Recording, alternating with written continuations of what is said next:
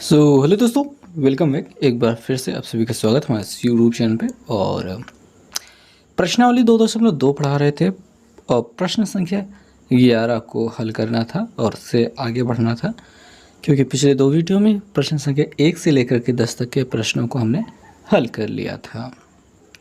तो प्रश्न संख्या 11 में क्या क्या दिया गया है, पहले वो चीज़ें लिख लेते हैं। यहाँ पे एक सेट दिया गया है ए, 1 2 3 4।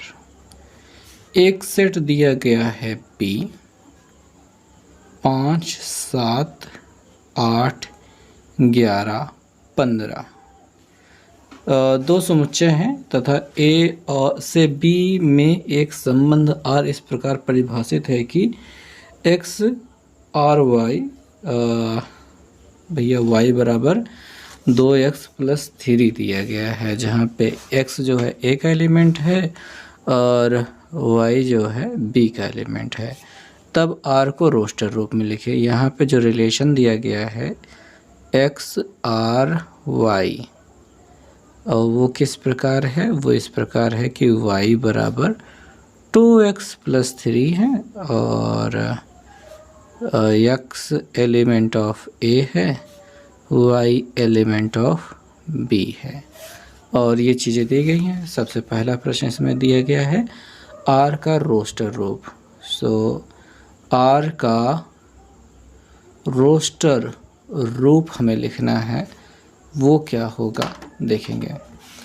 तो भैया बात ये रहेगी कि हमें जो समीकरण दिया गया है वहीं पर x बराबर अलग अलग चीज़ें रखेंगे यहाँ से उठा करके और देखेंगे कि y का जो मिल पाता है।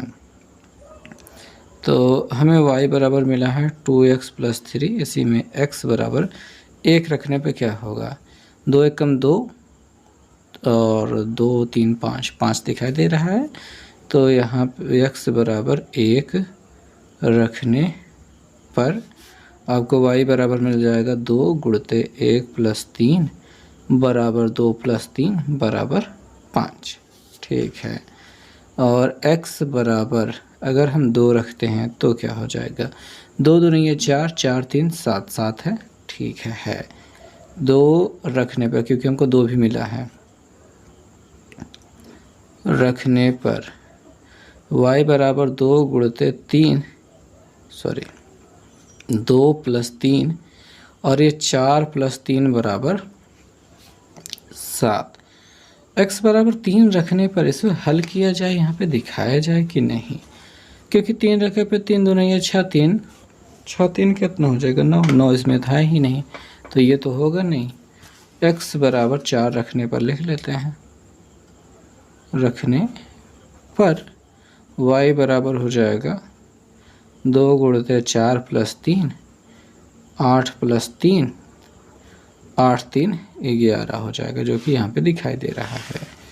इसलिए r बराबर जो मिल जाएगा वो क्या हो जाएगा, 2 1 पर 5 था, 1 पर 5, 2 पर 7 और 4 पर 11, यही रिलेशन बन पाया है। प्रश्न संख्या 2 इसका जो पार्ट दिया गया है, r का प्रांत तथा परिसर ज्ञात कीजिए। तो इसमें कैसे करेंगे, दूसरा वाला हिस्सा r का प्रांत पूछ रहा है, वो क्या होगा। हमेशा आगे वाले अवयव जो भी होते हैं वही आपके प्रांत में आते हैं। और परिसर, r का परिसर ये क्या होगा, इसमें जो पीछे वाले अवयव दिखाई देते हैं यानी कि 5 7 और 11 ये आते हैं और यही उत्तर हो जाएगा बस। इसके तीसरे वाले प्रश्न पे अब चलते हैं। यहाँ पे r इनवर्स याद करने की जा रही है, r की घाते -1 यानी r इनवर्स। ठीक है, उसका व्युत्क्रम इसके बराबर क्या होगा, जो भी r बराबर प्राप्त हुआ है इन्हीं सेम अवयवों को उल्टा करके लिख दिया जाए, यही r इनवर्स होता है। अर्थात ये 1 5 था, इसे 5 1 लिख दीजिए, 2 7 था तो 7 2 लिख दीजिए, 4 11 था तो 11 और 4 लिख दीजिए और बस क्लोज कर दीजिए। तो ये तो हो जाएगा आपका टोटल आंसर। ओके दोस्तों, तो चलिए प्रश्न संख्या 12 की शुरुआत करते हैं। क्या हालचाल, क्या लगता है, क्या ये क्वेश्चन मैं कर पाऊँगा? जाहिर सी बात है, मैंने इसे पहले से पढ़ा है, इस वजह से मैं आपको बता पा रहा हूँ और आपको भी एक बार पढ़ करके किसी और को बता देना चाहिए। इससे उसे भी आ जाएगा और आपको भी आ जाएगा। इसमें सेट ए और सेट बी दिया गया है। निम्नलिखित में से कौन सा समुच्चय ए से बी का संबंध है, कारण सहित लिखिए। और तो यहाँ पे ये जो R1 है उसके बराबर दिया गया है 1,4, 1,5, 1,6। ये संबंध है अथवा नहीं? भैया चूँकि संबंध और यार संबंध के प्रथम अवयव 1 1 1, ठीक है भैया। ये जो है एक रिलेटेड टू ए तथा द्वितीय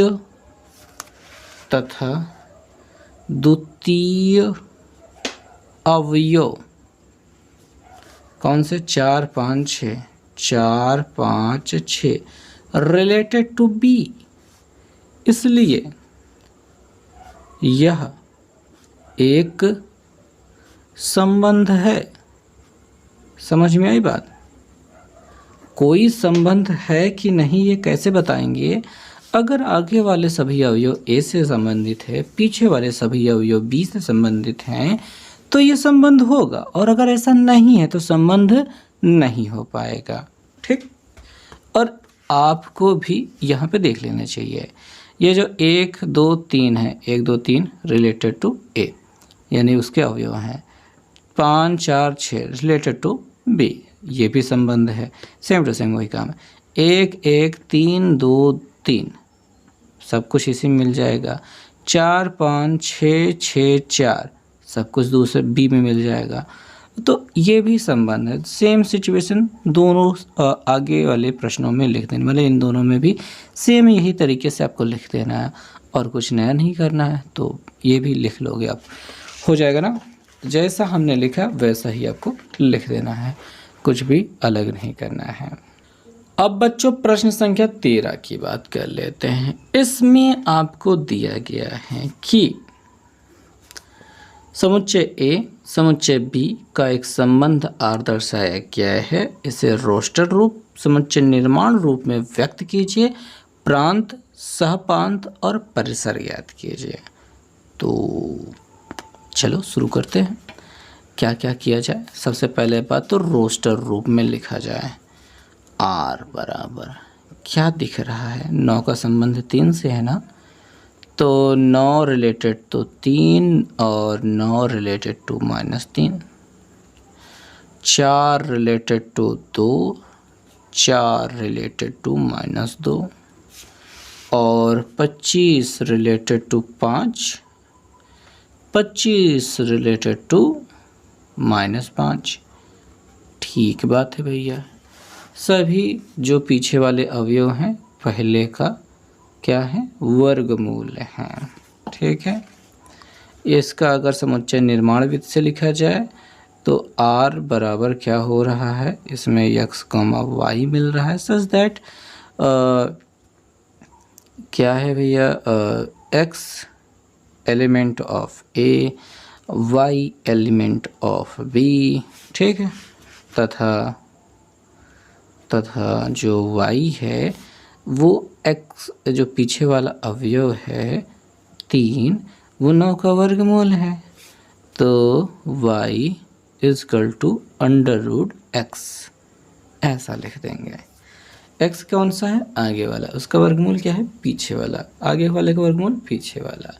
तो सेम सिचुएशन ये आपका सेम, ये जो समुच्चय निर्माण विधि से करना है ये हो चुका है। ओके, अब यहाँ पे इसका प्रांत, परिसर और सह प्रांत लिखना है। तो भैया आर का प्रांत क्या होगा? प्रांत क्या होगा भैया? आगे वाले सभी अवयव प्रांत कहलाएंगे, यानी 9, 4, 25 आपके प्रांत हैं। परिसर, परिसर क्या होगा?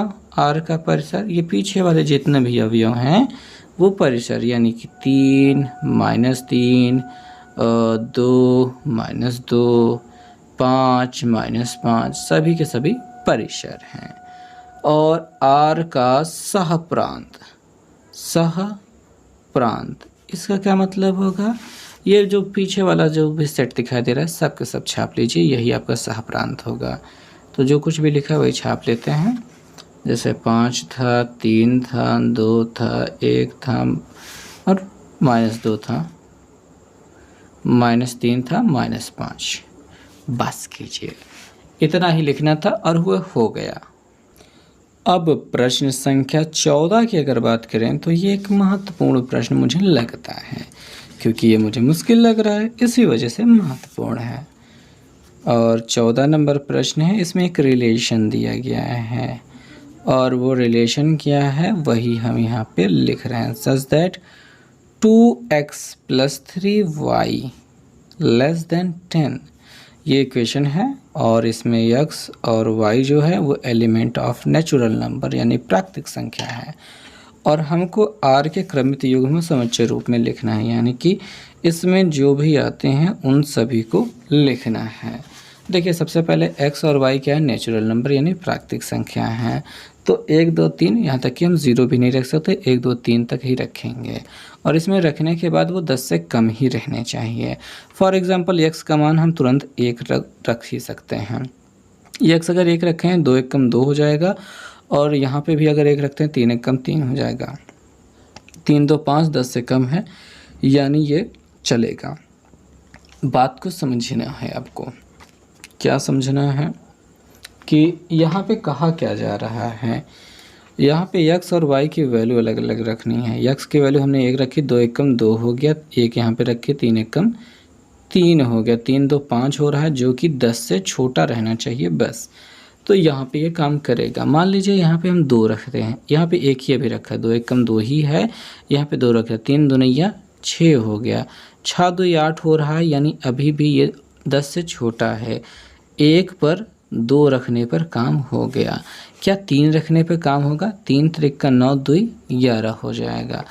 तो 3 यहाँ पे रखा, देखिए x पे 1 ही रख रहे हैं, y पे 3 रखा, 3 3 का 9 हो गया, 9 2 11 हो जाएगा जो कि 10 से बड़ा हो जाएगा। ऐसी स्थिति में हम 3 नहीं रखेंगे। अब x पे 1 रख चुके हैं तो x पे अब 2 रखते हैं, यानी कि 2 गुणते 2 प्लस 3 की जगह y की जगह पे 1 ही रखते हैं तो 3 गुणते 1 हो जाएगा। यहाँ पे 4, यहाँ पे 3, 4 3 7 हो रहा है, 10 से छोटा है, यानी कि 2 पर 1 रखा जा सकता है। क्या 2 पर 3 भी रखा जा सकता है? ट्राई करते हैं। अगर 2 1 कम 2 2 दूनिया 4 हो गया, यहाँ पे 2 रख दिया, प्लस 3 दूनिया 6 कर लिया, यहाँ पे 6 कर लिया, सॉरी 6 हो गया, 3 दूनिया 6 हो गया, तो 2 दूनिया 4 हो गया, 6 और यहाँ पे 6 4 10 हो रहा है। 10 से छोटा तो ये है नहीं, बराबर हो गया, तो बराबर वाला साइन तो यहाँ पे बना नहीं है, इस वजह से आप इसे नहीं रख सकते, यानी 2 पर 3, 2 पर 2 नहीं रख सकते हैं। 3 दूनिया 6 मतलब वो नहीं हो पाएगा। अब x की जगह पे अगर हम 3 रख के ट्राई करें तो क्या होगा? 3 दूनिया 6 हो जाएगा और 3 y की जगह 1 रखते हैं, 3 1 करना 3, ये 3 हो गया, 3 दूनिया 6 हो गया, 6 3 9, यानी भी छोटा है, यानी 3 पर 1 रखा जा सकता है। और कुछ रखा जा सकता है? 3 पर 2 नहीं रखा जा सकता, क्योंकि 2 रखते हैं 2 3 6 हो जाएगा और 6 और इधर 6 12 हो जाएगा, बड़ा हो जाएगा, उतना नहीं रखेंगे, बस इतना ही रखेंगे। और 4 रख सकते हैं, 4 दूनी 8, 3 1 3, 8 3 11, नहीं वो नहीं रखा जा सकता, बस इतना ही रखा जा सकता है। बस हो गया इस प्रश्न का उत्तर। जो जो रखा जा सकता था, पॉसिबल था, वो रख दिया हमने और उत्तर मिल गया। तो अब प्रश्न संख्या 15 देख लेते हैं। इसमें एक संबंध दिया गया है, वो किस प्रकार का संबंध है? x रिलेटेड टू y, ये इस प्रकार है कि x y का एक्स वाई का वर्ग है, ऐसे में कौन सा कथन सत्य है?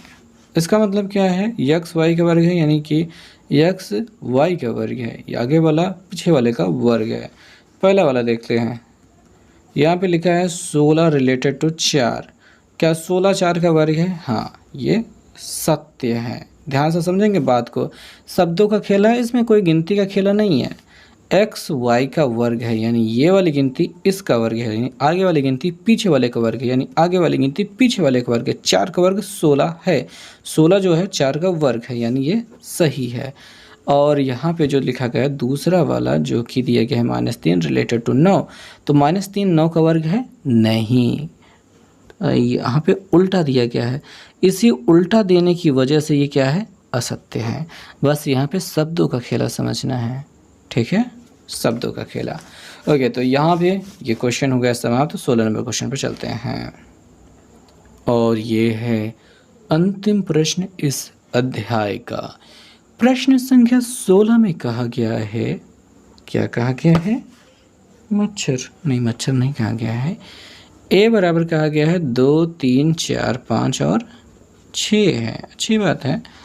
निम्नलिखित संबंधों के अवयवों को बताइए।